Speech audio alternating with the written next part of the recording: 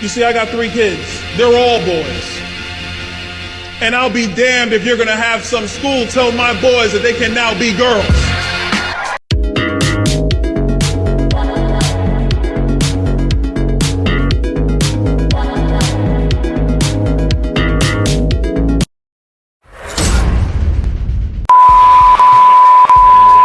Not on my watch.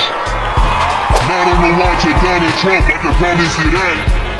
Black men are looking at what's going on under Joe Biden and the Democrats, and they're basically saying, this is enough, we're out, because their pockets aren't getting better, job prospects aren't getting better, the economy is squeezing black families more than most families. Open borders kills. All right.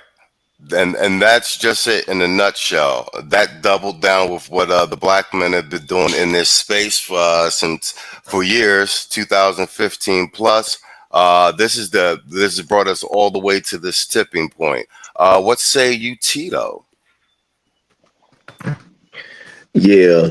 The Democrats had to know this was coming, because they've been going further and further to the fringe of society. Even though they are the mainstream party within black society, they still even moving further and further to the fringes there. So this shift that happened was inevitable. This was inevitable, and the last little thing that was keeping the dam from breaking was the fact that it wasn't no internet yet. As soon as the internet came in, it was only a matter of time.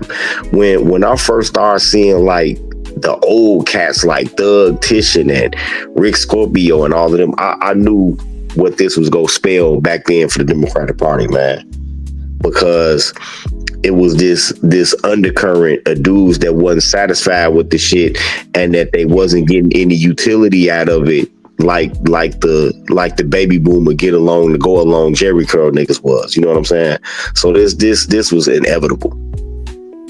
Facts. I think you spot on with that. Saul, you want to piggyback on that with regard to Byron Donaldson's statement, because I think that's the framework for where we're at right now, and in addition, some of the topics we're going to cover this evening. I know this past weekend I sent you all some stuff from Prop 8 back in California, where they were pushing gay marriage. And of course, they started blaming, obviously, the black people or whatnot, particularly black men. And then, of course, you had the Dreamers, and of course, they said that, we were opposed to it. And I'm just thinking to myself, it seems that all the fringe, weirdo stuff that, ends up coming out later actually starts in California, and they use it as a model. And the more and more, you kind of see it for what it is, and people are kind of, wondering, how the fuck did we get here to today? And now, this is a time for restored order, some sort of renewed conversation, people who are reinvigorated as far as, their hopes and dreams, as far as participating in the public discourse, because they actually see tangibly what could happen. Don't let nobody sit up here and tell you that you only have 2 choices, and there's bad and worse. You know what I mean? Fuck that. You know what I mean? So until people give us what the fuck we want, we're going to continue to cause political chaos and upheaval, so that none of those very structures or machines and stuff like that are able to do what they need to do. I mean, we've already seen, even with some of the rhetoric, particularly in the mid 2000s, and them actualizing it, with BLM onto, other movements, they're sort of means to try to push black men out. So, that's where I'm at with it. I'm not playing there. No, I think you're spot on with that. Contractor, your take on Byron Donaldson's short statement, but it is the framework for why we are where we're at now? Well, from my perspective, boots on ground, y'all know what I do. And in reality, the money's dried up. You have a lot of people out there that are in dire straits right now because they ain't got no bread no more. At the end of the day, the Democrats were all about these weird ass fucking agendas, but not putting nothing back into the community, bro. Not putting nothing back into the hands of the American citizen. And it's all blown up. I'm happy to see them go because now we can have stability again. Like this shit here, putting 2.5 mil in the hands of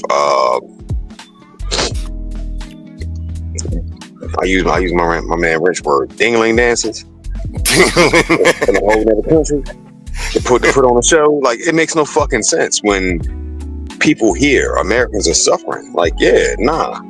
They took that money and they did whatever they wanted to. Whoever had a bright fucking idea did whatever they wanted with that money, but it didn't help us as a collective, as Americans. So them getting pushed out, yeah, I'm all for it. Because when you had the ball, you dropped it. And then after you dropped it, you blame every American.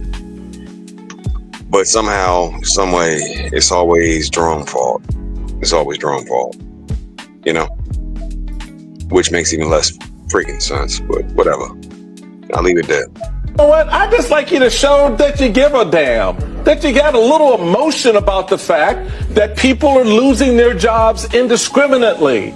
That this individual sitting down at 1600 Pennsylvania Avenue has given absolute power to one man who brings his son into the Oval Office, whose son says to him, "You're not the president." Stop the cap. Stop the cap right now. Stop the cap. You shouldn't be in that chair. Now, where did he get that from? He got it from his daddy. Because that's what his daddy thinks is the man who brought him into the Oval Office. So I just like to see somebody wake the hell up and get excited about the fact that your country is under assault. I feel like I'm taking crazy pills! They're not at the gate anymore. They're in your bedrooms. They're in your living rooms. They're in your businesses. They got your data, dumbass. Stop the cap. Stop the cap right now. Stop the cap. They got all your stuff. Elon Musk has his tentacles in everything you're doing, not just off of X, but now he's in the Treasury Department. He's in the Labor Department. He's in the Department of Homeland Security. And nobody seems to give a damn. So that's all I want, somebody to show that they care enough to get off their fat ass and say something about it. Started as an oligarchy, and it was a planter class oligarchy, and then became a railroad and industrial magnate oligarchy, and the only 100 years in which we have not been an oligarchy is the 20th century. And I do think the greatest trick that the billionaire class played was to figure out how to make themselves cool to working class, mainly white, but even some non-white people who aspire. I'm here to tell you right now, we don't care. Let me tell you we don't care. Jerry